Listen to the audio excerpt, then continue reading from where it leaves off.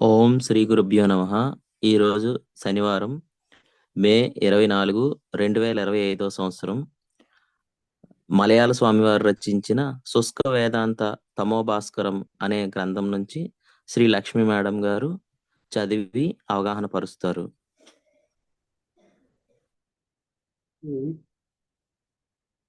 వేదాంత తమోభాస్కర్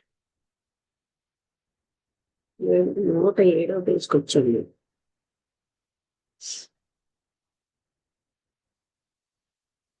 పరబ్రహ్మ ఆనందముతో తన్ను మరచి ఈ విశ్వమంతయును తానే ఆత్మారాముడై క్రీడించువానికి గాని విషయ వీధిలో సంచరించు నిద్రించు సుఖమును అనుభవించువానికి చెప్పినది కాదు. ఈ కారణముచే పూర్వాచార్యులు అభ్యాసి అనియు ఆరూఢులనియు 2 భాగములు చేసిరి. అభ్యాసి ఆరూఢుడు ఎట్లనగా, ఉద్యోగము చేయవాడు పింఛన్ సంపాదించిన వాడు వీరిద్దరికి ఎంత భేదము కలదు అంత భేదం అభ్యాసికి ఆరూఢునకు కలదు.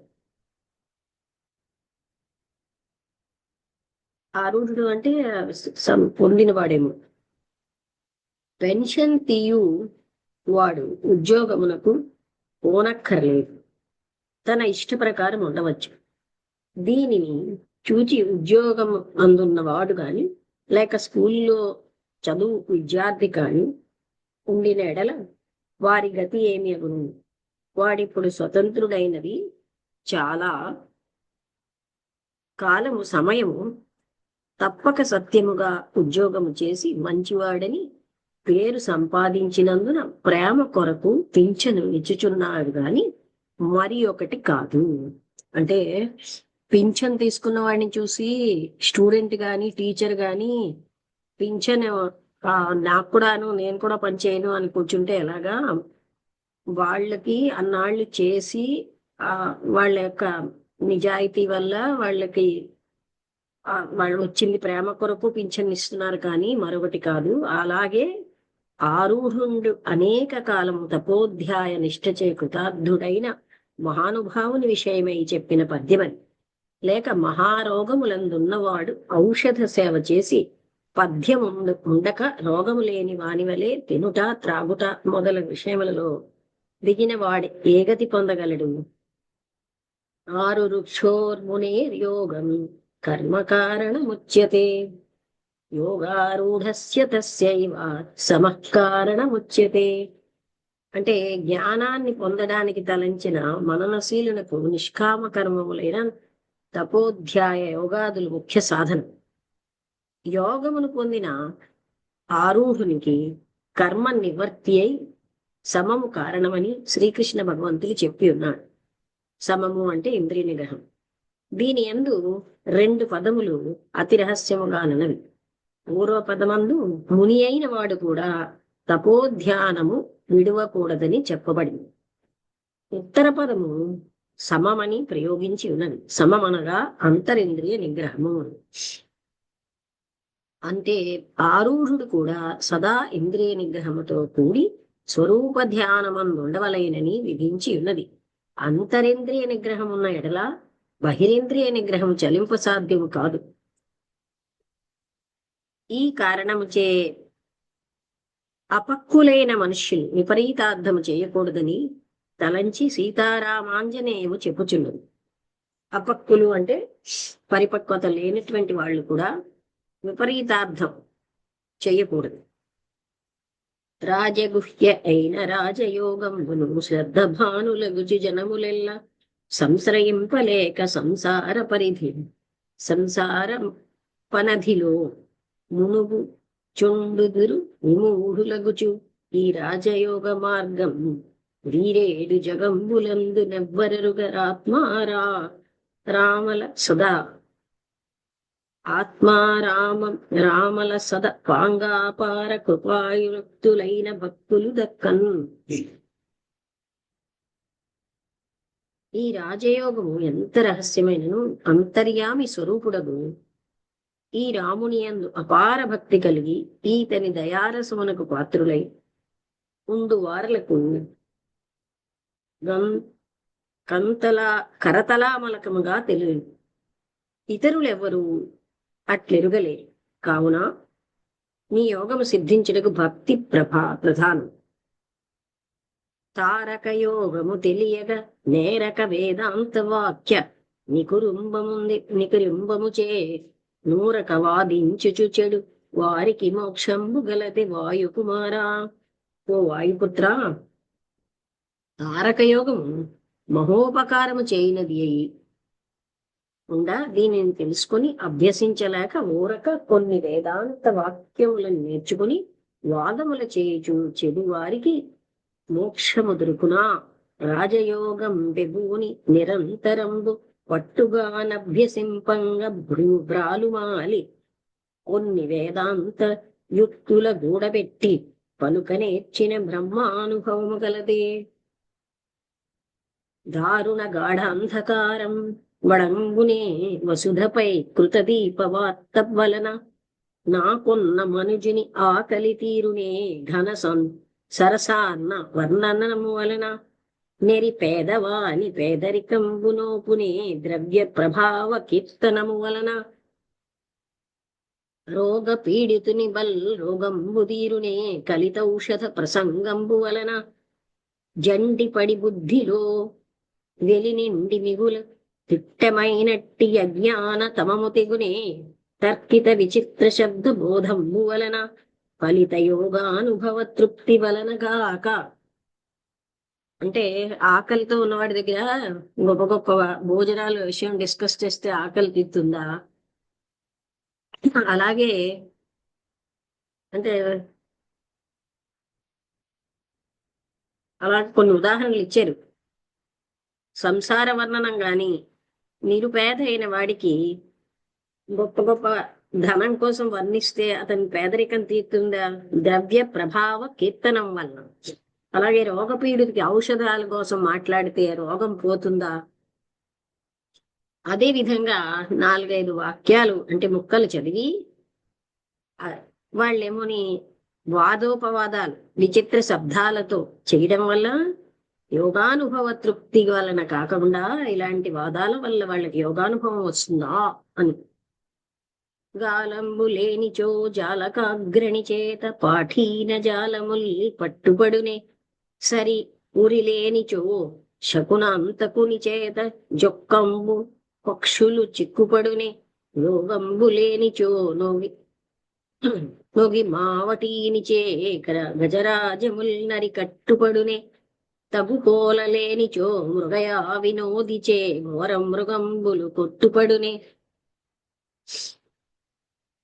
రాజితానంద తారక రాజయోగ పావన సమాధి లేనిచో పరమస శుష్క తర్క వేదాంతవాద తత్పరుల చేత నింద్రియమనంబులు వినిగ్రహించబడునే. ఇది ప్రథమాశ్వాసం. అంటే ఇవన్నీ తినే అంటే కేవలంగా మాటలతో ఇంద్రియ మనో నిగ్రహాలు లేకుండా ఇక్కడ చెప్తున్నారు కదా, అంటే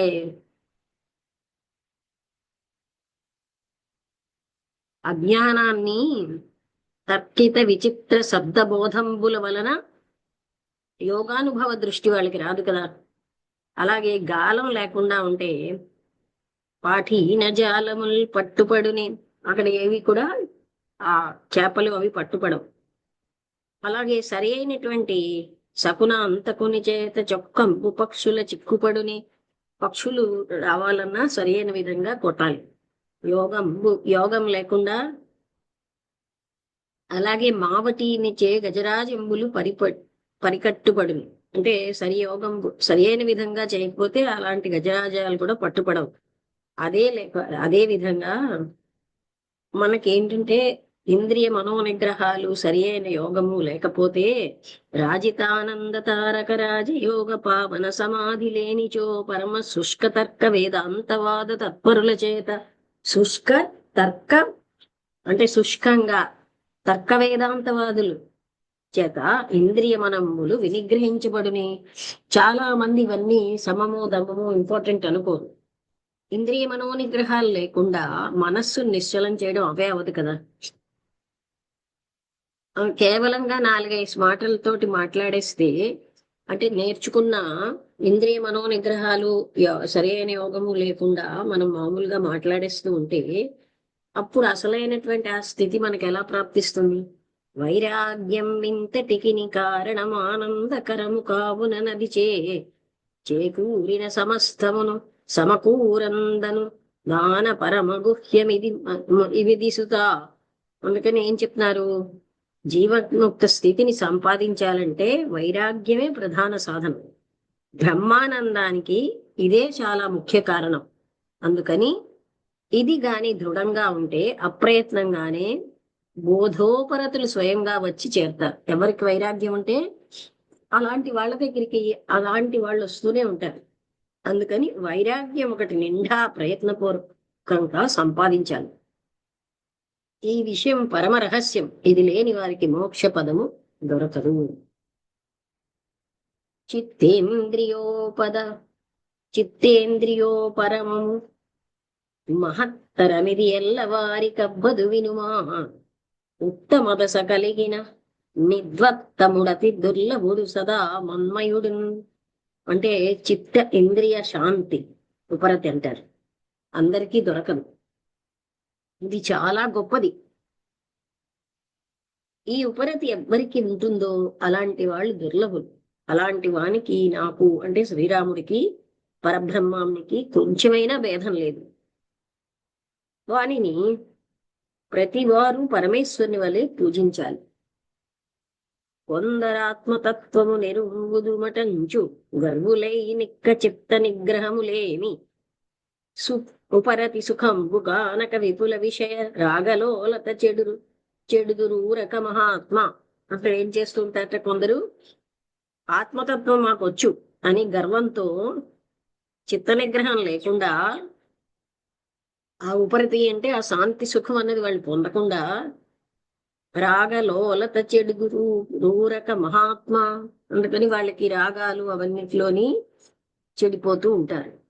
ఓ గొప్ప బుద్ధి కలయ ఆంజనేయ, కొందరు మేము పరబ్రహ్మము నిరుంగుదుమని గర్వించి తగిన మనోనిగ్రహము లేకపోవటచే ఉపరతి సుఖాన్ని చెందలేక విపుల విషయ రాగలోలురై ఊరక చెడిపోవుచున్నారు. జ్ఞాన విజ్ఞాన యుతుడయ్యు సంతతంబునాత్మభావన లేకున్న అతని ఇంద్రియములు మనంబు తమకు వసంబు చేసి విషయ సుఖముల జని చూపి వెతలబెట్టు. మరియు పరోక్ష అపరోక్ష జ్ఞానములు గల పురుషుడైనను చిత్తమును నిగ్రహించి సర్వకాలము యందు నిర్వికల్ప సమాధి నిష్ఠుడై ఉండవలేదు.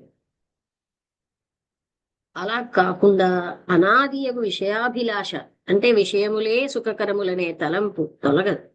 దీనిని బట్టి ఇంద్రియములు మనస్సు వానికి స్వాధీనములు కావు. అందుచే వాడు మిగుల కష్టపడు. కావున ఎట్టి వానికైనను ఉపరతి సుఖము నొందుట ఈ ఆవశ్యకం. వినుమొక రహస్యమెరింగింతు వేయునేల నే మహాప్రాజ్ఞునకు మానసేంద్రియములు మంచినట్లాజ్ఞలోనిచ్చి పనులు చేయు అతడు ఆత్మస్థిత ప్రజ్ఞుడగు బుధేంద్ర. విద్వాంసుల్లో శ్రేష్ఠుడా, ఇంత చెప్పడం ఎందుకు? పరిపూర్ణాభిప్రాయాన్ని సంక్షేపముగా వివరిస్తాను. ఏ జ్ఞానికి వశములై మనములో ఇంద్రియములు ప్రవర్తించుచున్నో వాడే స్థిత ప్రజ్ఞుడు. మనస్సు ఇంద్రియములు ఎవరికి వశమై ప్రవర్తిస్తాయో అలా కాకుండా పవిత్రములైన పద్యములు సీతారామాంజనేయ సంవాదమున గలవు. ఆ అమనస్కమంది ఈ రీతిగా చెప్పుటచే దీనిని బాగుగా యోచించవలేను. ఇప్పుడున్న శుష్క వేదాంతముల వలె భ్రష్టత్వము కాకూడదని తలంచి కరుణతో చెప్పిన విషయమే ఇది. అంటే చాలా మంది పదాలన్నీ విని పదాలే మాట్లాడుతున్నారు.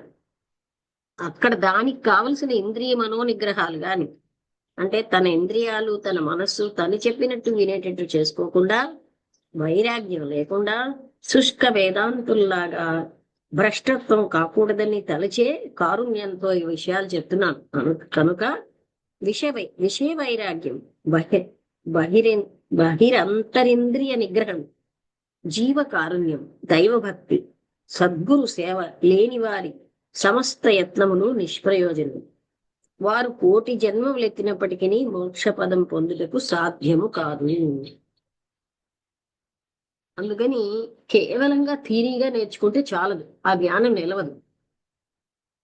విషయ బంధకం ఫస్ట్ అర్హత వైరాగ్యం, ఇంద్రియ మనోనిగ్రహాలు అవన్నీ ఉన్నప్పుడే జ్ఞానం నిలుస్తుంది. ముఖ్యమైన అర్హత ఏంటంటే వైరాగ్యం. వైరాగ్యం అన్నది లేకపోతే ఏమీ నిలవదు. రాజయోగానందమందున్నవాడు ఇంద్రియ విషయముల యందు ప్రవర్తించుచున్న బద్ధుడగునా. ఉత్తరం: యోగానందమందున్న మహాత్ముని విషయ సుఖమునకు రానే రాదు. ఇంద్రియ నిగ్రహము లేని వారికి యోగము సిద్ధింపదని శ్రీకృష్ణ భగవంతుని యొక్క ముఖ్యాభిప్రాయం. అంతఃపురమందు రాణితో కూడి రమించి రాజ్యభోగములను అనుభవించు రాజు వీధిలో భిక్షమెత్తి జీవించుటకై తిరుగునా. ఇదేనా రాజు యొక్క లక్షణం? అంటే నవద్వారములతో కూడిన ఈ శరీరము అనే పట్టణమును ఇంద్రియములనే ప్రజలతో కూడి బుద్ధి అనే మంత్రితో సహా మోక్ష సామ్రాజ్యమేలుచు ముక్తికాంత అనే విరక్తితో రమించి బ్రహ్మానందామృత సాగరమందు మగ్నులై ఓలలాడుచుండు యోగి అల్ప సుఖ సుఖ బహుక్లేశమయమైన విషయానందం అనే భిక్షమెత్తి జీవించునా. అంటే అనంత ఆనందంతో ఉన్నవాడు అల్ప సుఖాలు విషయానందాలు అనే వాటిని ఆయన ఆనందిస్తూ ఉంటాడా? అట్లున్నవాడు రాజుగాడు. వీడు కేవలము దరిద్రుడు. లేక మందార మకరందము భుజించి తృప్తి చెందడు భ్రమరము దానిని వదిలి పేడ పురుగు వలె దుర్గంధమగు మలమూత్రములందు సంచరించునా. అది మకరందం పిటన్ భృంగో గంధం నాపేక్ష్యతే యథా ధ్యానాసక్తం తథా చిత్తం విషయాన్నహి కాంక్షతే. మందార మకరంద్రమును గురువులు భృంగము దుర్గంధం ఎట్లు కోరదో తద్వత్తుగా ధ్యానానందం పొందిన చిత్తము విషయానందం అపేక్షింపదని హఠయోగ ప్రదీపిక చెప్పుచున్నది. అంటే అలాంటి బ్రహ్మానందం ఉన్న వాళ్ళకి విషయానందాన్ని వాళ్ళు కోరరు. ఎందుకంటే అది 1,000 రెట్లు ఎక్కువ. అందులో ఉన్న ఆనందం పొందిన వాళ్ళు మళ్ళీ అల్లక్కడ సూదిమోనంత ఆనందం కావాలని అక్కడికి రారు. విషయాధ్యాయతశ్చిత్తం విషయేషు విసజ్జతే మా మనుస్మరత తశ్చిత్తం మయ్యేవ ప్రవిలీయతే. విషయములు నాశించిన చిత్తము విషయములలో లీనమగును. అలాగే పరమాత్మ అయిన నన్ను ధ్యానించి చిత్తము నాయందు ఐక్యమగును. ఇట్లు ఏకాదశ స్కందమందు కృష్ణ భగవాన్లు ఉద్ధవులకు బోధించి ఉన్నారు. కనుక విషయాదులందు మనసును ప్రవేశింపనీయక ఆత్మధ్యానమందు నిలుపవలేను. ప్రవేశించిన ఎడల తపేక్షచే పనసపండు మదనమునకు ప్రవేశించిన మక్షికము వలె బద్ధుడగుచున్నాడు. ఆపేక్షచే అంటే ఆయన మళ్ళీ బద్ధుడైపోతాడు ఈ ప్రాపంచిక విషయాలు కావాలనుకుంటే. మనసైవ మనశ్చిత్వా పాసం పరమబంధనం భవాదుత్తారయాత్మానం నాసాపన్యేన తార్యతే. మనస్సు చేతనే పరమపాసమైన సంసార బంధాన్ని మనస్సును ఛేదించి విశేషాగరం నుండి ఆత్మానాత్మ చేతనే ఉద్ధరింపవలేదు.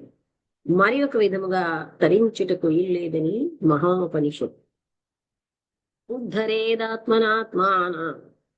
ఆత్మానమాత్మను ఉపసాదయేత్ ఆత్మానమాత్మానముపసాదయేత్ తత్ ఆత్మైవ హ్యాత్మనో బంధు ఆత్మైవ రిపురాత్మనః. తన ఈ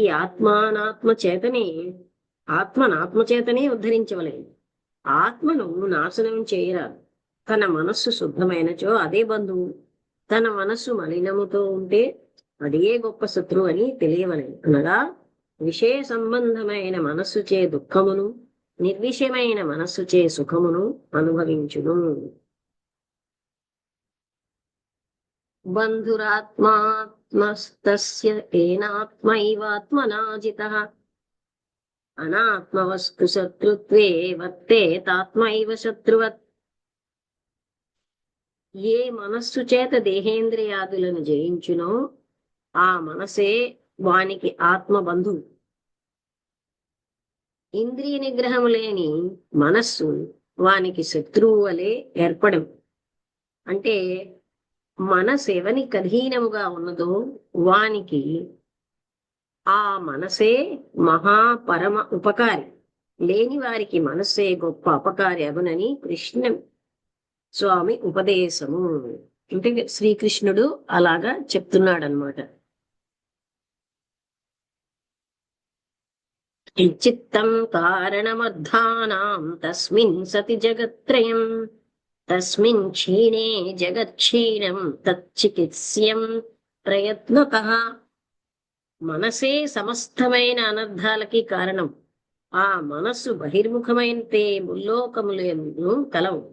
దానిని నాశనం గాని చేస్తే వారికి త్రిలోకములు కూడా నశిస్తాయి. కనుక ప్రయత్నపూర్వకముగా నిగ్రహము చేయవలె. ఇదే కృష్ణమూర్తి గారు మనస్సే జగత్తు, యు ఆర్ ద వరల్డ్ అంటే మనస్సు ఉన్నప్పుడే జగత్తు ఉంటుంది, మనస్సు లేకపోతే జగత్తే లేదు.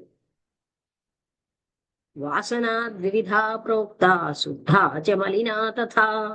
మలినా జన్మ హేతు స్యాత్ శుద్ధా జన్మ వినాశిని. దానికి రమణ మహర్షిని క్వశ్చన్ చేశారు, మరి మనస్సు ఉన్నది కదా, మనస్సు లేకపోయినా జగత్తు ఉంది కదా అంటే ఎవరు చెప్పారు అంటే అని అందరూ చెప్తున్నారు కదా అంటే, నీ మనస్సు లేకపోతే నీకు జగత్తు లేదు, మనస్సు చేత జగత్ ఏర్పడింది. అది చాలా సూక్ష్మంగా లోపలికి అవగాహన చేసుకుంటే అర్థమవుతుంది. మనస్సు లేకపోతే జగత్తే లేదు, మనస్సు ఏర్పరుస్తుంది ఇవన్నిటిని. వాసనా ద్విధా ప్రోక్త శుద్ధా చ మలినా తథా. మలినా జన్మ హేతు స్యాత్ శుద్ధా జన్మ వినాశిని. జీవులకి శుద్ధము అశుద్ధమని వాసన వృత్తులు రెండు రకాలు. మలిన వాసన విషయమును ప్రవేశించి అనేక జనన మరణ దుఃఖ సాగరములకు పాత్రుడవుతుంది. శుద్ధ వాసన వశం అవడం వల్ల మనస్సును త్రిప్పితే శాశ్వత ఆనంద మోక్షము దొరుకుతుంది. శుభాశుభాభ్యాం మార్గాభ్యాం వహంతి వాసనా సరిత్ పురుషేణ ప్రయత్నేన యోజనీయా శుభే పథి. అంటే మంచి చెడులు అనే రెండు మార్గములచే ప్రవహించే వాసన అనే నది గొప్ప పురుషయత్నముచే మంచి మార్గమునకు నడపవలెను. అంటే కర్షకుడు ఎలాగున కాలువ బలం కట్ట తెగిపోవునప్పుడు దానిని అడ్డగించి, అంటే కర్షకుడు రైతేమో కాలువ తేట పెద్ద ప్రవాహాన్ని కూడా తన పొలం వైపు మార్చుకోగలుగుతున్నాడు.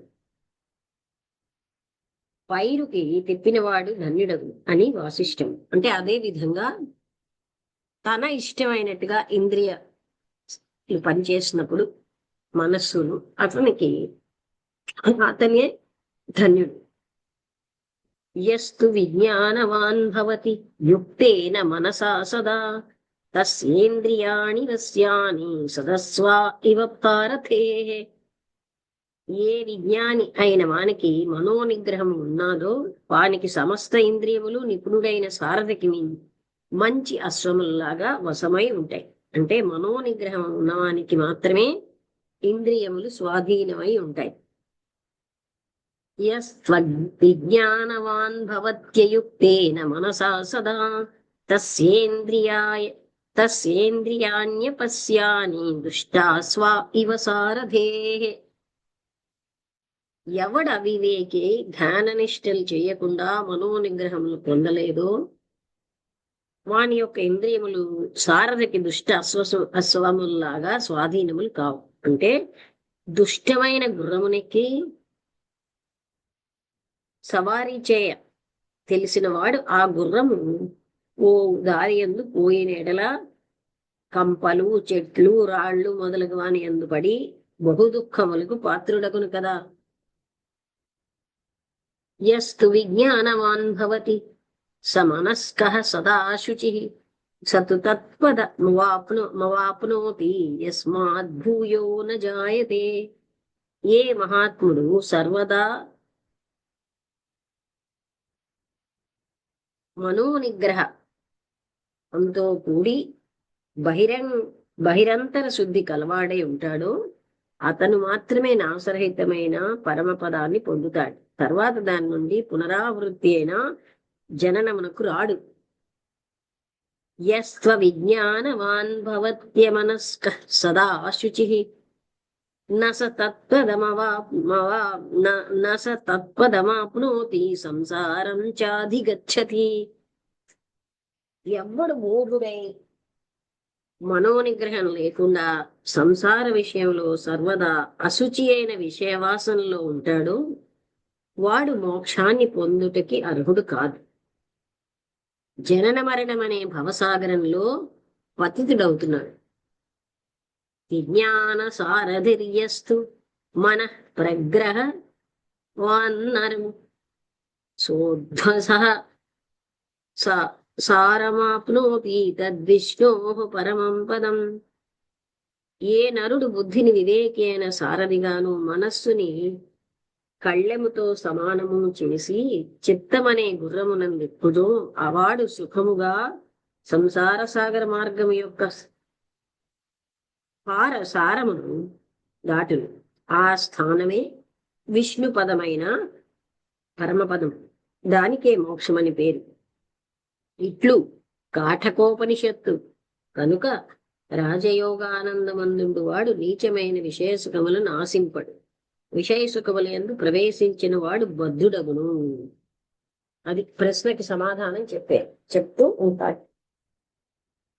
పద్యాలు అంటే శ్లోకాలలోంచి చెప్తున్నారు ఇక్కడ. బానే ఉన్నాయి కదా.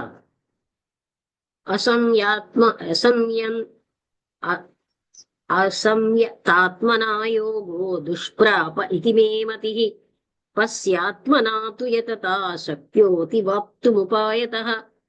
అభ్యాస యోగ ధ్యాన వైరాగ్యములచే మనస్సుని స్వాధీనం చేసుకో సాధ్యము కాని వానికి యోగానుభవం సిద్ధింపదని నా యొక్క నిశ్చయాభిప్రాయం. కానీ ప్రతిదినము క్రమక్రమంగా వైరాగ్య ధ్యాన అభ్యాసాలు ప్రయత్నము అంటే మనస్సు స్వాధీనం అవుతుంది. అప్పుడు వాడు ముక్తుడవును. ఇంద్రియాణాం హిదచరతాం యన్మనోను విధీయతే తదస్య హరతి ప్రజ్ఞాం వాయుర్నావమివాంభసి. అంటే ఇంద్రియములు పూర్వ సంస్కారముల చేత ప్రపంచ విషయముల మీద పోతూ ఉంటాయి. అలా పోనీక అడ్డుపరిచి ధ్యానంలో నిలపాలి. అట్లు పోయిన ఎడల సముద్రమందు గొప్ప గాలికి లోబడిన నావవలే వాయుర్నావమివాంభసి. ఆ నావలాగా ఆ ప్రజ్ఞ నాశనం అయిపోతుంది. నాస్తి బుద్ధిరయుక్తస్య నచాయుక్తస్య భావన నచాభావయతః శాంతిర్శాంతస్య కుతః సుఖం. మనసు ధ్యానమందు నిలవ సాధ్యము కాని వానికి ఆత్మజ్ఞానమైన బుద్ధి ప్రకాశించదు. ఆ బుద్ధి లేని వానికి పరబ్రహ్మ భావం సిద్ధింపదు. బ్రహ్మభావం లేని వానికి మనశ్శాంతి రాదు. మనశ్శాంతి లేకపోతే శాశ్వత ఆనంద మోక్షము ఎక్కడివి? ఇవన్నీ భగవద్గీతలో. యతతో హ్యపి కౌంతేయ పురుషస్య విపశ్చితః ఇంద్రియాణి ప్రమాధీని హరంతి ప్రసభం మనః. ఇంకా చెప్తున్నాడు, కౌంతేయ, ఈ బలమైన ఇంద్రియాలు బ్రహ్మప్రాప్తికి ధ్యానాభ్యాసం చేయుచుండేటి పండితుల యొక్క మనస్సును కూడా బలాత్కారంగా విషయములకు ఆకర్షిస్తాయి. అంటే అభ్యాస వైరాగ్యములతో కూడిన జ్ఞాని యొక్క మనస్సును కూడా విషయము కొరకు ఆకర్షించునని చెప్పునప్పుడు వైరాగ్య ధ్యానములు లేని తదితరులు కార్యమేమి చెప్పవచ్చును? అంటే ఎంతో అభ్యాసం ఉన్న వాళ్ళు కూడా పడిపోతూ ఉంటారు. అలాంటప్పుడు ఏ అభ్యాసము లేని వాళ్ళ సంగతి ఇంకేమి? వైరాగ్యంతో ఉన్న వాళ్ళు కూడా పతితం అయిపోతూ ఉంటారు. యతతో హ్యపి అదనమాట. తాని సర్వాణి సంయమ్య యుక్త ఆసీత మత్పరః వశేహి యస్యేంద్రియాణి తస్య ప్రజ్ఞా ప్రతిష్ఠిత. అంటే ఇంద్రియములన్నిటినీ స్వాధీనము చేసి నా యందు ఆసక్తి అంటే ధ్యానమందు సదా ఇష్టము కలిగి పరమాత్మ భక్తితో ఉండవలే. ఎవరి ఎవరికి ఇంద్రియములు విషయమందు పోక స్వాధీనమై ఉండునో వానికి మాత్రమే స్థిరమైన బ్రహ్మజ్ఞానం కలుగు. అంటే శిష్ణోద శిష్ణోదర పరులకు సాధ్యము కాదు అంటే ఏంటి? ఇంద్రియ మనోనిగ్రహములు లేని వానికి, వైరాగ్యం లేని వానికి ఇది సాధ్యం కాదు. ఎందుకంటే 4 కబుర్లు ఆడేస్తే వచ్చేది కాదని మొదట చెప్పారు కదా. వాదోపవాదాల వల్ల వచ్చేది కాదు. యదా సంహరతే చాయం కూర్మోంగానీవ సర్వసః ఇంద్రియాణీంద్రియార్థేభ్యస్తస్య ప్రజ్ఞా ప్రతిష్ఠిత. అంటే ముని అయిన వాడు ఇంద్రియ సుఖాలైన విషయముల నుండి తాబేలు ఎలా అయితే అవయవాల్లోనికి ముడుచుకుంటుందో అదే విధంగా ఆయన ఇంద్రియాలన్నిటినీ వశీకరించుకుంటాడు గనక జ్ఞానం స్థిరంగా ఉంటుంది. యతో యతో నిశ్చరతి మనశ్చంచలమస్థిరం తతస్తతో నియమ్యైతాత్మన్యేవ వశం నయేత్. ఈ చంచలమైన మనస్సు ఏ ఇంద్రియ విషయములలో సంచరిస్తూ ఉంటుందో అక్కడి నుంచి దాన్ని లాగేయాలి, మరలించేయాలి. ఆత్మధ్యానంలోని అది వశమైనట్లు చేయాలి. అలాగ పూర్వజన్మ వాసనావశమై విషయములు ఎందు మనస్సు ప్రవేశించిన ఎడల జ్ఞాన వైరాగ్యములచే మరలించి స్వస్వరూప స్థితి ఎందు నిలపవలేను. లేకపోతే బహువిధి కష్టములకు పాత్రులగుదురు. అంటే అలా మనస్సు ఎటో ఎటో వెళ్ళిపోతే అక్కడే తతస్తతో అంటే అక్కడక్కడి నుంచి దాన్ని లాగి మళ్ళీ లోపల పెట్టాలి. లేకపోతే బహువిధ కష్టాలకి ఆయన పాత్రుడవుతారు. ఎలాగంటే ఒక పశువు వశము చేత వాసనావశము చేత పైరు వేయడానికి పొలానికి పోతున్నప్పుడు మేపేవాడు పోనీకుండా అడ్డగించినప్పుడు మనస్సుని పశువు విషయభూమికేందు ప్రవేశించినప్పుడు బుద్ధిచే మరలించవలేదు. లేకపోతే కృషి వాడు దొడ్డియందు తోలిన ఎడల అచ్చట నీళ్లు కనవు. లేక పశువు కష్టపడినట్లు విషయభోగము చే అల్పసుఖము అంటే ఇక్కడ పోలిక ఏంటంటే ముఖ్యముగా అది ఎక్కడికో వెళ్ళిపోతే దానికి ఆ సుఖం ఉండదు. అది ఇంద్రియ మనోనిగ్రహాలు ఉన్న వ్యక్తికి మనస్సు ఎటో వెళ్ళిపోదు కదా. అది ఎక్కడికి వెళ్ళాలో అక్కడికే వెళ్తుంది. అందుకని అది లేని వాడు విషయభోగములు ఏదో ఏదో ఉంది, అక్కడ ఏదో సుఖం ఉంది అని ఆసక్తి గాని ఉంటే అలాంటి వాళ్ళకి ఎన్నో రకాలైన దుఃఖాలకి పాత్రులు అవుతారు. ఇది వాసుదేవుల ఉపదేశము గమనించవలేను. సుఖమల్పం బహుక్లేశో విషయగ్రాహిణాం కృపాణునాం అనంతం బ్రహ్మనిష్టానామితి వేదాంతర్లిండిమః. అంటే విషయానందంలో మగ్నులైన జనులకి